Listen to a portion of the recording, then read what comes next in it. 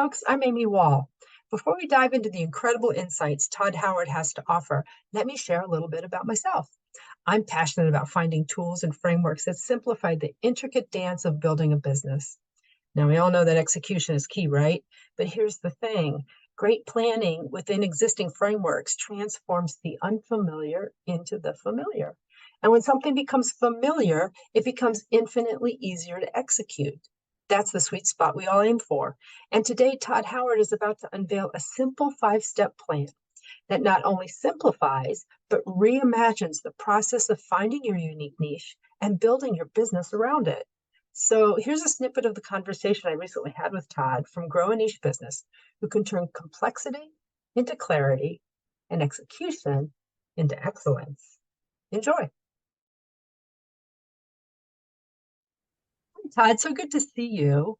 And I have a great question for you. Yes. I work with value builder advisors, and they're comprised of people in the finance industry. So they're financial advisors, they're CPAs, they're people who work with exit planning, and they're business valuators. So that whole large group of professional services. And I'm a coach. So I'm a business coach. So that also takes into that. So what we do is we like frameworks, and we like to take frameworks, and we like to take what we know inherently as our talent and kind of marry the two together. But when we marry the two together, how do we find our own voice to differentiate ourselves in the marketplace? And I think you're the one that may have the answer to that.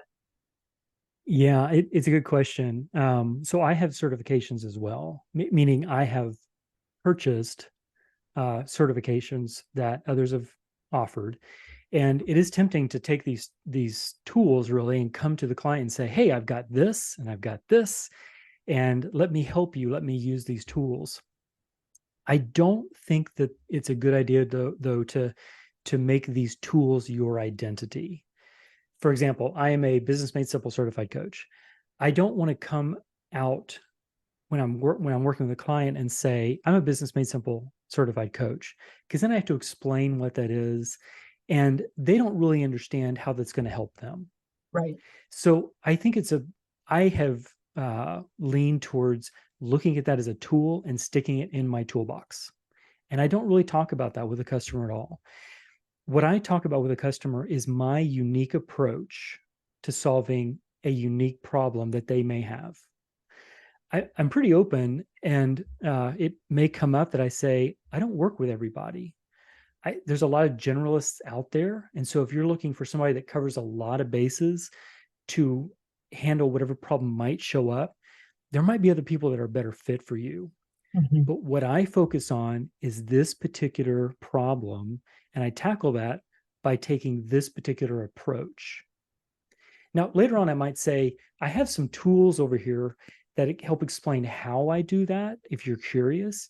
But if you want to know whether or not you should hire me, the conversation really revolves around my unique approach, and if my unique approach is going to suit your needs. Okay. So, and I find that reframes the problem. Now what we're talking about is whether or not they are a good candidate for my unique approach. got And it. that's a very different conversation than me sort of parading all of my expertise in front of them and saying, look at all the shiny objects I have to offer you. Pick me. Mm-hmm. Yeah. And I guess, so where do we start? What questions do we ask ourselves, when we're trying to dig deep in that unique approach that would be authentically ours? Mm-hmm. Yep. So where we need to start is, it helps if I start by saying where we should not start. We should not start by choosing a market. A lot of times people will think, okay, I'm looking to make a splash. I want to find my niche. I'm thinking about where I'm going to be unique. And they say, I'm going to work with that group because I really Right. like that group. Well, that's a traditional way of doing it, right? Yes, it's choosing a favorite market. Mm-hmm. And so I was recently at a conference, and I asked somebody, what is your niche? And they Mm-hmm. answered by describing a market. They said, I work with women-owned businesses that make $3 million or more. And I thought that's great. That's a completely reasonable answer. The problem is that simply choosing that market doesn't prevent someone else from also choosing that same market. I mean, she can say, I work with women owned businesses that make $3 million or more. But somebody else can say, well, I work with women owned businesses that make 3 million or more. And now you're right back to square one. You've got competition and you're trying to figure out how to create sort of this unique identity. And so what I do with my clients is I say, let's put the market off till the end. Let's Hmm. forget about market altogether. Hmm. Let's go through a process and find your unique approach. And this takes a little bit of time. This isn't some sort of casual, let me give it 10 minutes thought. There's a very interesting process you can go through and say, what do I have to bring that is relevant and unique and resonates with a subset of the market? Once you find that unique approach, then you ask, who is best served by my unique approach? Almost like reverse engineering. Correct. Now you're picking the market that gets the most out of what you have to offer. That may be women who own three businesses that make $3 million or more, but you have a defensible position with that market. And Oh, one of the critical aspects of having a niche is that you have a defensible position. oh, So if there's you that just monopoly say, control that they all correct, talk about. Yeah. Oh, correct, interesting. Okay. Defensible yep, position. I like that. yep, Um, okay, so what is the process that we should look at? I mean, I know you have a framework. We're interested to I'm interested to see what the framework is, just to see, should we be starting with, if we're not starting with market, what are we starting with? yeah. So the niche framework that I put together has 5 parts to it. And it's Mhm. important to go through these in this particular order. You start with unique abilities. You want to leverage as much as you possibly can from your experience, knowledge, perspectives, all of that. You are unique as a person. So let's start with what you can do and build a list, sort of an inventory list of what we have to work with. Mhm. And I like to think of these as sort of the the chess pieces on the chessboard. What do we have to work with to start? The next thing that we do is we take a look at the customer's journey.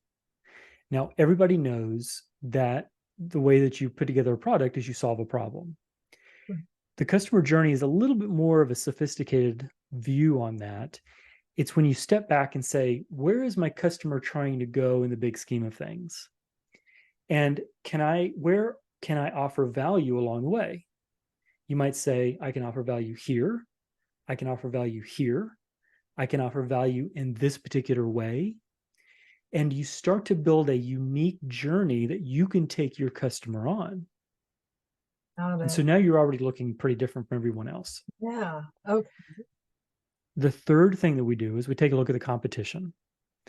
It doesn't do any good to create something and then find out that someone else is doing the exact same thing, because then you get into a pricing war. Yeah. So we take a look at the competition and we make some adjustments so that you are definitely unique. Hmm. The fourth step is we choose the market. Now that you have this unique approach in hand, you say, who is best served by this? It might be your favorite market, but chances are it's going to be a market that you really hadn't thought a lot about, but it really sort of comes into focus once you're looking for a market through the lens of your unique approach. The fifth thing that we do is build your niche product. A lot of people will niche their marketing and they say, oh, I specialize working with people like you. But then when they actually get your Hmm. product looks like everyone else. And if that happens, they're not going to refer you to anyone else. They're going to say, yeah, they said they worked with just me, but they're kind of all the same. We want to build a product that allows you to deliver your unique approach to the market you've chosen. Interesting. Once you do that, you can feel confident. I have a niche. This is a very well thought out plan. I do not work with everybody. I work with this particular subset of the market because the unique approach I have allows them to get much more value than if they were to just pick a general service off the Mhm. shelf. Right. And I find it fascinating that you have to get to number four before you even get to picking the market. And Mhm. then the fifth piece is actually building the product. I don't, I'm guilty of building the product and then finding the market and then going the other way. But then as I go through that process in that direction, I don't know where I don't know where I fit in that. From a marketing standpoint, what's my voice in that? How do I talk about that? And how do I approach people and get them to buy into it? Because I'm kind of doing it. It feels like I'm doing it backwards. Does that feel true?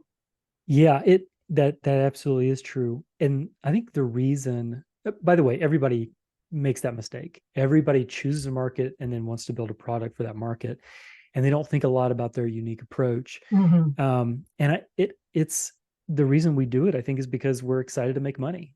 We're in business and we're thinking, from the very first thought, what are we selling? How much are we making?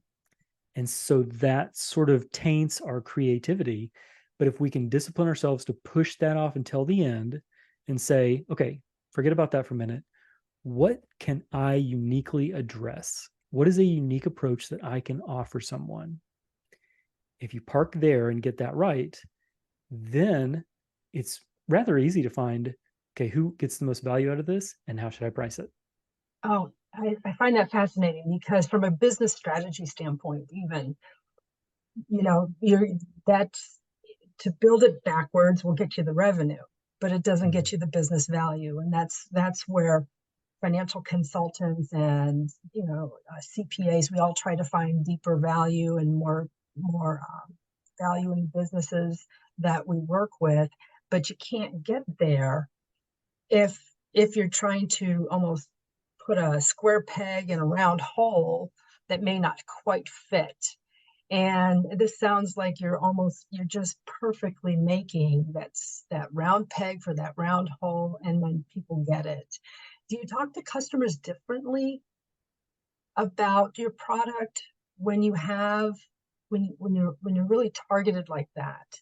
Um, do you talk differently about it, or can you still talk about all the different components that you could put into that customer journey? Can you still talk about all those different components, or is it more applicable to just talk about the niche that you provide? So, I, let me take a run at your question. I think I understand what you're asking. I lead with my unique approach. Then I talk about the tools in my tool belt. So, for Oh. example, I would not start by saying I'm a value builder advisor. That is Greek. Mhm. Even if you could explain that, the customer, they're not going to say this because they're not going to be rude, but the customer's going to think, well, who cares? We're still not to the point where you're helping me yet. Mhm. So I like to start with, and I recommend to my clients, start with your unique approach and explain there's within all the people who need these kinds of services, Mhm. there are some that have this unique problem and they need this unique approach to solve it. Mhm. That's what I do. Once I get them to the place where they say, yep, that's me, then I can go into more detail about how I solve it. And that's when I can start to bring out the tools and say, when we get to this point, I'm going to use this tool. When we get to this point, I'm going to use this tool. But by the time I get there in the conversation, they're already nodding and saying, yep, now you're just explaining to me what sort of the menu of items are. I've already made a mental decision that you are right for me. And then from a marketing standpoint, you're not overwhelming them. Or even in a sales conversation, you're not overwhelming them with all the different things that you can provide. It's Correct. you're just introducing the tools. Would you limit it, being a business made simple coach, we like to talk in threes. Would you limit it to three things that, I mean, if somebody if a sales conversation got to, well, what other things can you help me with? Could you say that without overwhelming them, or would you still refocus them back on your niche? Yeah. I I like to have major and minor parts of the story. So the major part of the story is my unique approach. This is what I do. hanging off of that, if it makes sense, I can offer some additional services. But I want them to be able to point back to, okay, this is really the area that he focuses on. And maybe there's some services later that he can help me out with. That puts both of us in a really good position. If I solve the problem that he, if I solve the problem that causes him the most pain, he's going to hire me. If he really isn't interested in my big solution, he's interested in some of the smaller stuff, I'm always at risk of losing him down the road. And so I'm not so worried about if he goes, well, I'm going to keep looking. Ah, And that's one of the disciplines when you're talking with a lot of clients. Be willing to let them go mm, and actually make a referral, right. build friendships with other people in the industry. If I'm talking with somebody and they say, well, I want this, and that's not really what I do, I'm really quick to say, you need to talk to Amy.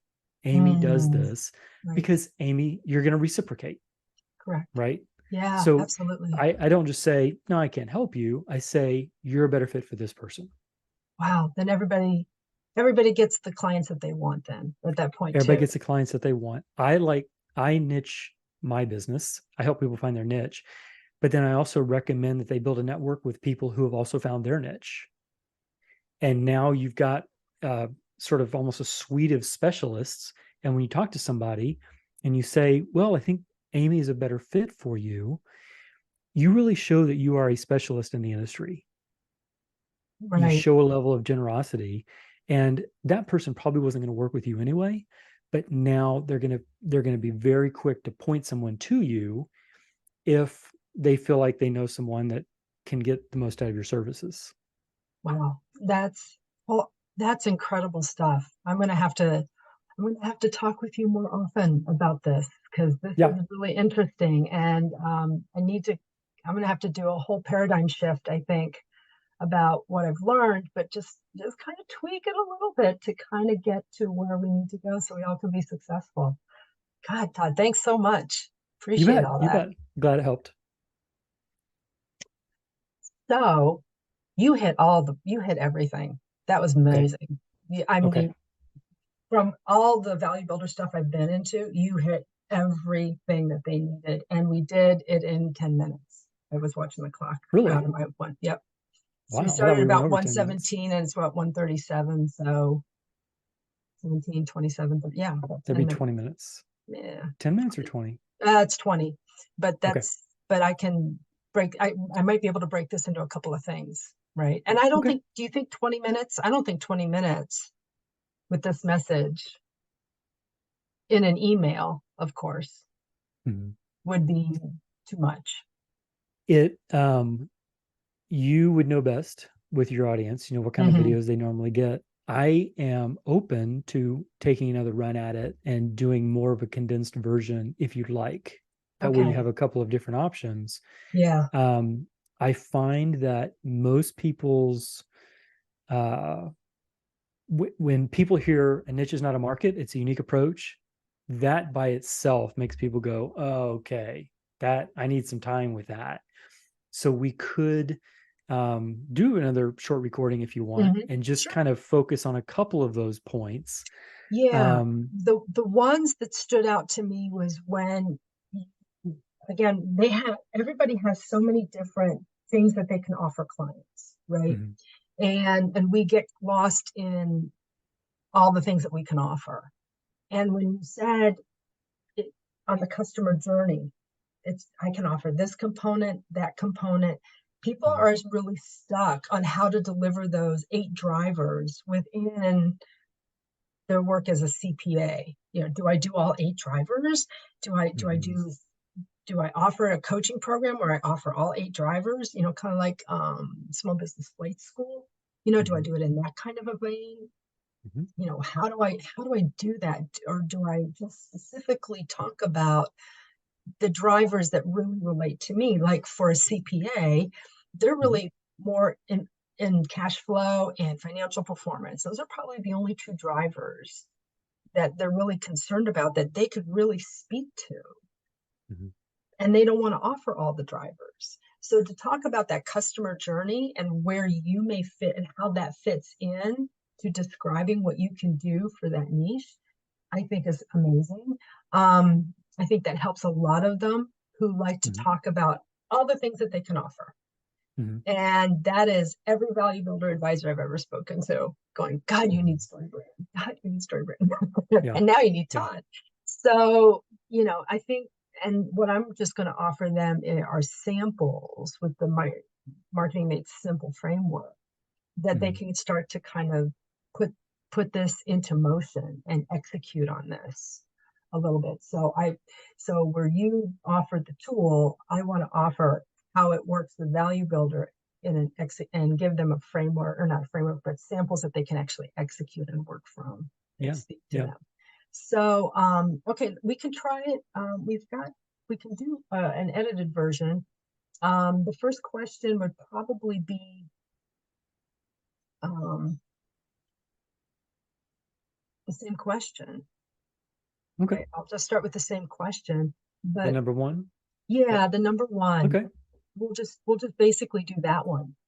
Okay. Um, and then again, we have to talk about the different paradigm shift between how the niching framework works up to the market and the product. Mhm. Instead of Yep. picking your product, your market, and working backwards.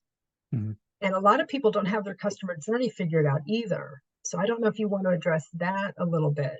And because customer journey for me is what I do in operations. It's like, okay, how do we make this simple, concrete, easy for the client, value driven for the client? So that customer journey, Mhm. that might be something, if you can talk about basically the niche, why we work it in reverse, and where the customer journey falls in, so they know where to deliver their pieces and all their tools and all their product and all the things that they have as financial Mhm. consultants and everything. Does that Mhm. make sense? Yeah. Yep. You need a Yeah. minute? No, I'm all You good. good? Okay. All right. So we're still recording. So I'll just say take two and 3, 2, 1. Hi, Todd. I'm so happy to talk to you today because I'm a value builder advisor. And I talk to a lot of people in the value builder community who are financial consultants, CPAs, we're professionals uh, in that industry, and we have a lot of product. And I'm a coach, so I have frameworks and a lot of product and a lot of talent that I can bring to the table for clients. But we have a tendency to want to talk about everything we can do versus what our authentic voices in that particular piece of the business. um, how would you approach that? Yeah. So what you're describing, I think a lot of people do, we invest in these certifications and these programs, and we want to bring all these things to the client and say, look at all the tools that we have available to help you.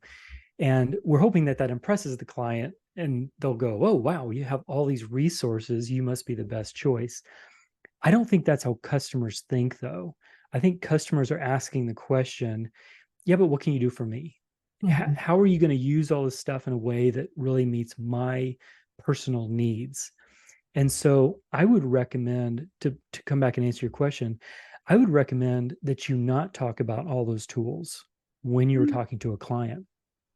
Instead, I would think about the unique approach that you can apply to a unique problem that they may have. If you can come to them and essentially say, listen, I don't work with everybody, I don't try and solve all problems. I know that there are certain people that have this particular problem, and I have developed a unique approach to focus on solving that problem. Now, that problem may be a sizable problem. I'm not trying to make it sound like it's a really small thing, but mm, the more you can clarify, this is my unique approach, the better off you're going to be. Because what you do is now you've changed the conversation with the client. What you're now talking about is, are you, as a client, are you best served by my approach? Do you have this unique problem? mhm, If you do, I'm a great service provider for you. If not, I can make recommendations to others. And you haven't brought up the tools at all. But now that's the first question in somebody's mind. Okay, do I have this problem? If I do, I'm interested. Then they're going to ask, okay, now tell me how you do that. Then you can bring the tools into the conversation. But until they know that you're uniquely focused on their problem or uniquely qualified to solve their problem, Mhm. they're not really interested. They're not really listening yet. Okay. So, what questions do we ask ourselves? And what's the tool that you have that helps us kind of find that unique approach to Yep. what we do? So yep. So what we're talking about, to kind of put a label on it, what we're talking about is, how do you find your niche? How do you Oh, find this authentic voice? How do you find this subset that you're going to focus on? And let me start by saying what you shouldn't do. Most people go about this by choosing a market first. They say, I would like to work with women-owned businesses that make $3 million or more. it's And the so they traditional way. focus, yep, Yeah. they focus on that market. And the problem is, when you choose a market, Hmm. that doesn't prevent other people from choosing the same market. True. And so as a result, you're not in a defensible position. And it's very Oh, important, if you're going to find a niche, you need to find a defensible position in a so market. that's that monopoly control we talk about in value builder. Got it. The defensible That's position, correct. like that. Okay. Yep. So I have a different way to run at this. What I do is I help people find their unique approach, and then that unique approach leads them to a market, but it Mhm. gives them a defensible position once they get there. So I'll give you an example. Um, I was working with someone in the financial advisory realm recently to find their niche, and she landed on accountability. She is a profit Okay. first coach. She has a slew of other tools available to her, but she found that there was a subset of the market, and their biggest problem was that they did not have a clear plan and someone holding them accountable to making changes to their behavior that would Hmm. ultimately lead them to profitability. Mm. And so she leaned into creating a product that was really designed to help hold someone accountable and make changes over certain periods of time that would lead them to profitability. Oh, Well, if you know kind of deep down inside, the truth is yeah. you're holding yourself back Mhm. because you're dragging your feet or you're cutting corners, you're avoiding the hard truths, then her message could really resonate with you. And you Mm. might say, Andrea, I'm hiring you. I want to work with you because you're going to hold me accountable. Everyone else is going to give me forms that I should fill out. They're going to give me great advice, and I know I'm not going to do it. But your approach is really sort of centered on something I need, which is accountability. And then they say, Andrea, tell me how much it is to work with you. Mm. And so it's the unique approach, finding that a unique approach led Andrea to a subset of the market that needs to be held accountable. Now she's got this authentic voice that she can use in her marketing and attract the people that are most likely to hire her. That's like that's an aha moment right there. And so I know you have a 5-step framework because I've been following you for a while. What is that 5-step framework and how do we get to our own aha moment? Yep. I've developed, it's called the niche framework. There's five Mm. parts to it. And where we start is looking at your unique abilities. We want to Mm. leverage as much of your experiences, perspectives, knowledge as we possibly can. Everyone's unique. You've got a unique take on things. We take inventory of those unique abilities to start. Then we look at what I call the customer journey. Now, everyone knows that you're trying to solve a customer's problem, but when you think of the problem, you think of kind of one little component that they're dealing with.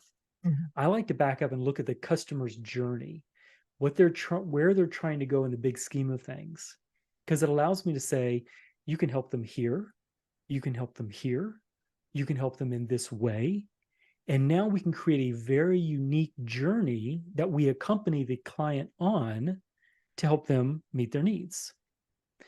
So now we've got the makings of a unique approach. The third thing that we do is we look at the competition. We want Mm, to make sure that we are not doing something that someone else is. Otherwise, mhm, we're in an immediate price war. So we make some further tweaks so it's really unique. The fourth step that we take is choosing a market. And this always surprises people. Again, people want to start by Number choosing the 4, market. yeah. Yep. But if you go through the process and find your unique approach first, then you can say or ask yourself, who is best served by my unique approach? And Mhm, the answer is often pretty easy. Andrea knew she had accountability to offer people who need that accountability. That was just a very logical choice. That's mhm. a subset of her market or the subset of the market she goes after. The fifth step that we take is we design a niche product. It's important to take all of these things we've learned and actually build a product that delivers that. Most people will niche their marketing, but then deliver a general product. And that's always a letdown. Mm, In the sales process, you feel like, oh, they get me. And this is, man, this is the only person in the world that can help me. And then you go through, the same 5-step program that everybody else does. And the client gets to the end and they don't refer you to their friends because they just say, yeah, they had these tools. Everybody's the same. And that's what you don't want. You need your niche identity to appear in your product. And I help people do that. Once you have all this in place, now you have a defensible niche business. There can be 10,000. I don't know how many value builder advisors there are. There can be 10,000 more than there are today, and right. you're fine. You've found a niche for yourself based on a unique approach that connects you with a subset of the market, and you're safe. You offer something valuable, and your business is going to grow as a result. That's amazing. Thank you. I can't wait to work with you. This is amazing. Thank you so much. You bet. You bet. Glad it can help.